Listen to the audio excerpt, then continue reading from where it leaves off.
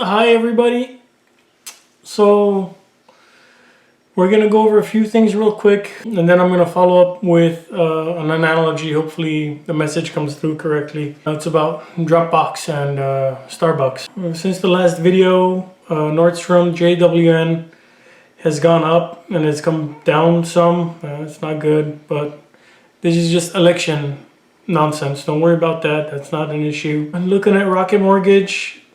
That's pretty low. That's a good buy right now. I'm looking at Uber.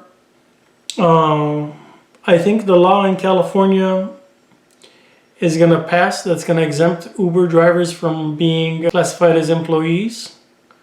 So Uber should probably shoot up some, not by much, maybe like $2 once this thing passes. So it'll probably end up in the $27 range, $28 range. I'm sorry, 38, not 27, 38. I don't think it'll go past 40. California isn't significant enough to cause that stock to rally that much. Qualcomm's doing good, Square's doing good.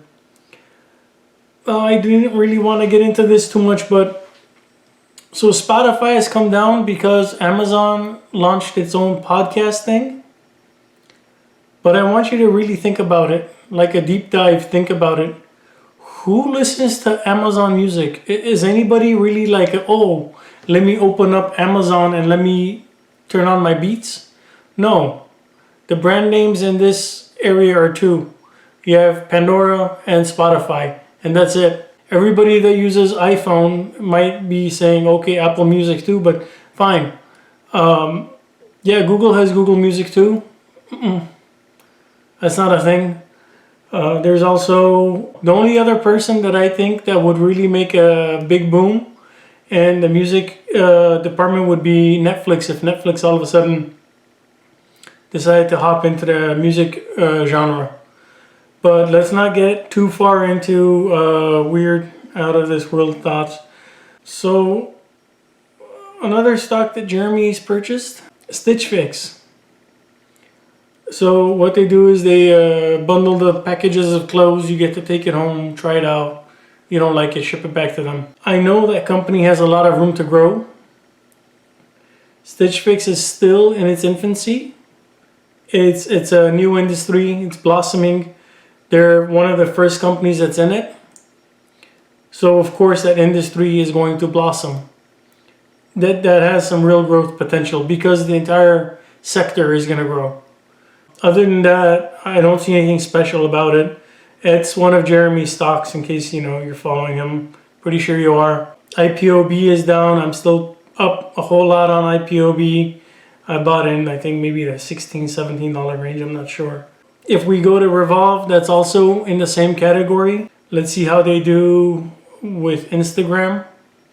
Just keep an eye on it. Again, new industry, growing. It's worth being in. Okay, for the main event, my rant. I know you guys probably aren't really looking forward to hearing me rant about Dropbox, and the company I'm going to compare it to is Starbucks. Okay, so I have Starbucks as well. It's worth $102 billion. That's bigger than Dropbox. 52-week high, 94. 52-week low, 50, so it's doubled. Has a dividend. Well, that's not bad. Dividend is good. Okay, let's go ahead and take a look at Dropbox. 52-week low, 14.55. 52-week high, 24.14. Currently at $20, so it's not that far from its high. It's pretty close. I mean, it hasn't had a big range. It's in the middle, but it's on the higher side of the middle. No dividend, market cap $8 billion. Starbucks as a company. They have locations, they have convenience, drive-through, they have in like grocery stores, malls, they have areas to sit even though nobody can go and sit. They also have a benefit. They serve pastries, they serve sandwiches, salads. Basically, I don't go to Starbucks myself all that much. I'm sorry, I don't know about it all that much. I do have Starbucks stock, but Not much of a Starbucks fan. I'm just making money off my brother going to Starbucks all the time. I'm looking at Dropbox. Okay, let's say the whole market for the industry is growing. The cloud storage industry is growing. Google Cloud is able to sustain itself financially from the investment that it had to make in all the cloud servers, electricity, storage, like hard drive space, and then storage is in physical location. I know Amazon's making money off of that. They're doing good. I know that Facebook has got some storage because they've got a whole lot of people's photos. I know Apple has iCloud, and then I know Microsoft has Azure. Is Dropbox making enough money from its clients? Its expense of having the electricity cost, the physical location cost, the maintenance required for all of this. That's another thing I really don't like about Dropbox. It doesn't have the amount of growth that I need for it to have for me to be satisfied with whenever it does get new customers. How can I put it? Well, Dropbox has customers and it's growing. GM has customers, it sells cars every day. Go invest in GM. Ford sells cars all the time. Go invest in Ford. No? Well, why invest in Dropbox? They're not, just because you have customers, just because you're growing at a modest pace.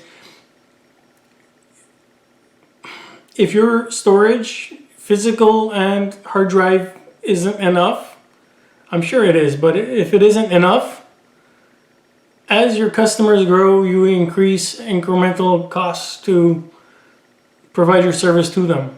So I was watching another presentation. This was a Microsoft presentation from Azure.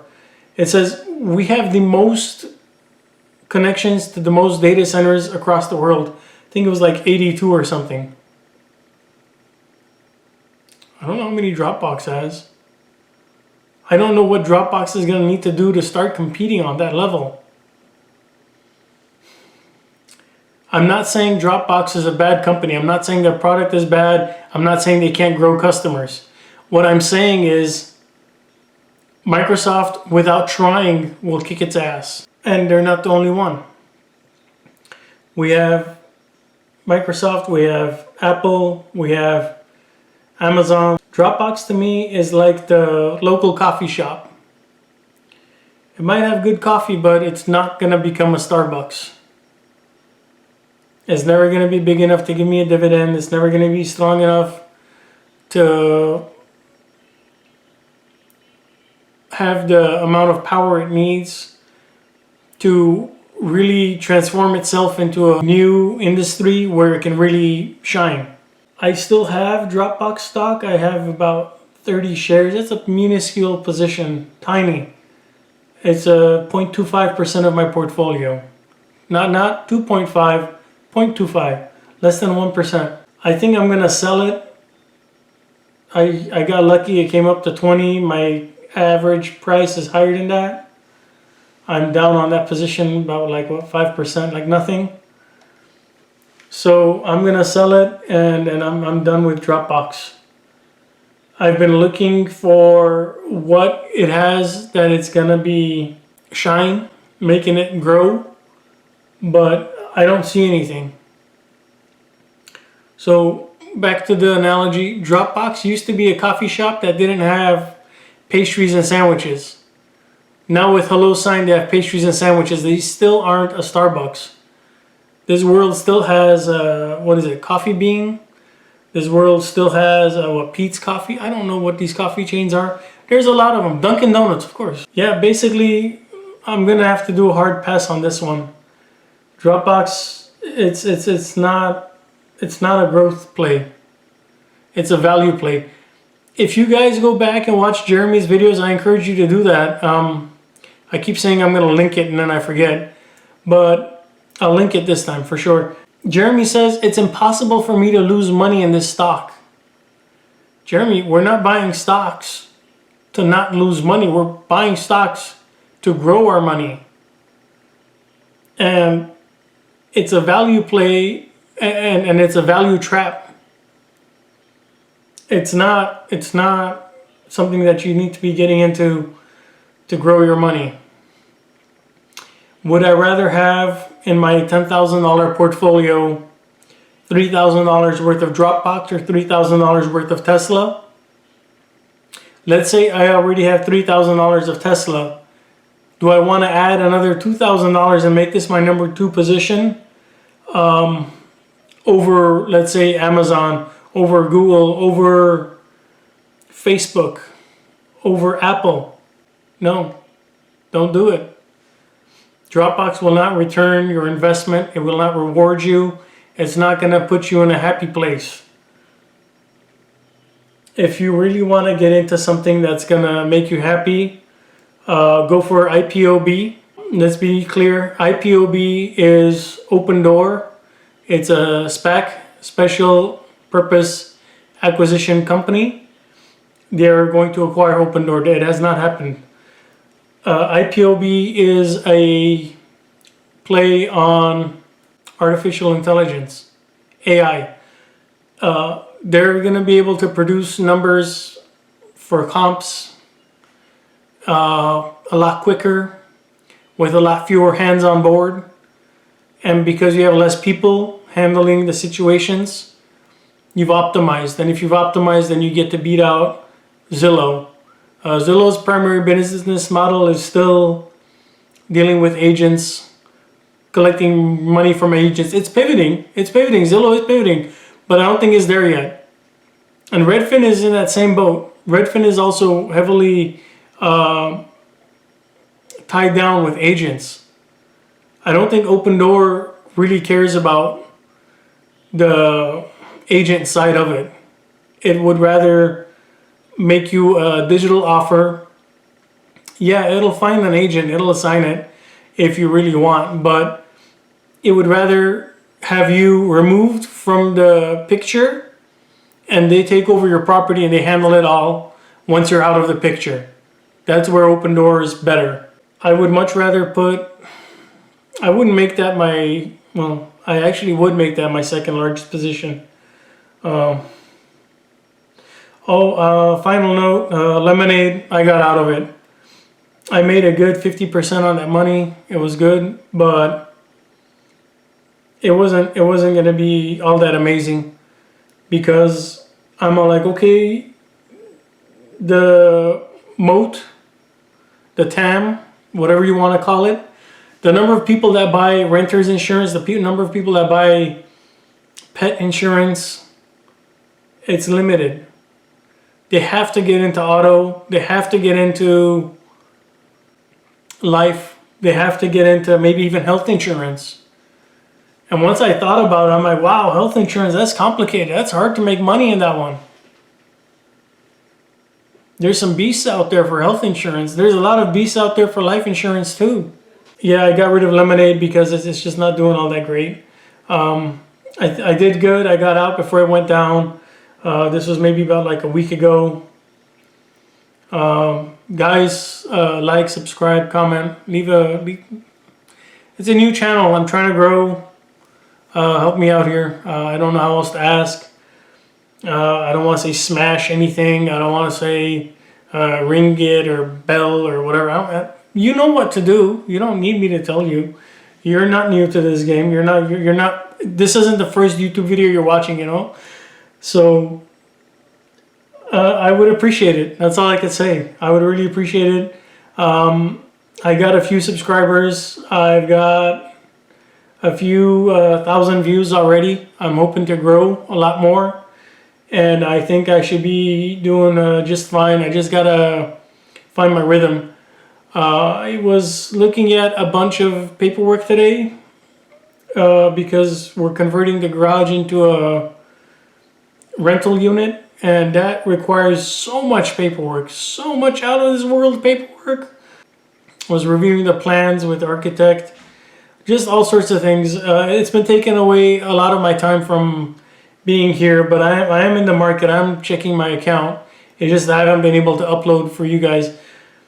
I might be a little bit rocky for the next little bit, but I'm gonna try to do at least one video a week, and I'm gonna try to release it on Monday. It might be late on Monday, but that's gonna be the plan. I hope you guys can hold me to it so that I can at least give you an update on what's going on, what's in my world, and what I'm thinking about. Okay, sorry. I'm making one video, it's a long video, I'm sorry. Helion, not SHLL anymore. Helion, that's come down quite a bit. My target price for a buy on that one is $15.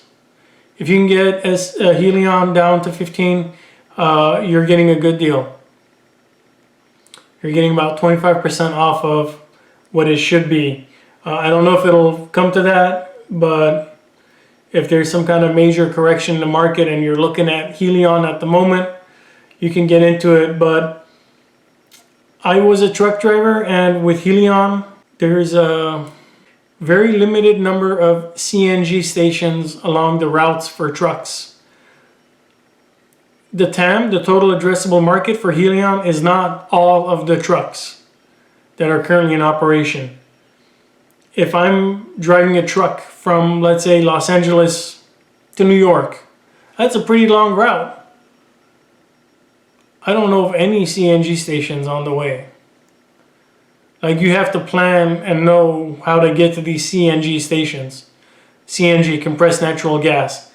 It's what Helion does to improve the fuel economy of these 18-wheelers. So it's probably going to stay a small play. It's probably going to be working with very unique customers that are in very unique conditions. It's not going to be working with over-the-road trucks that drive all over the place. It's going to probably be dealing with companies that have dedicated routes, that do know where a compressed natural gas station is, and can probably use it to fill up all the time.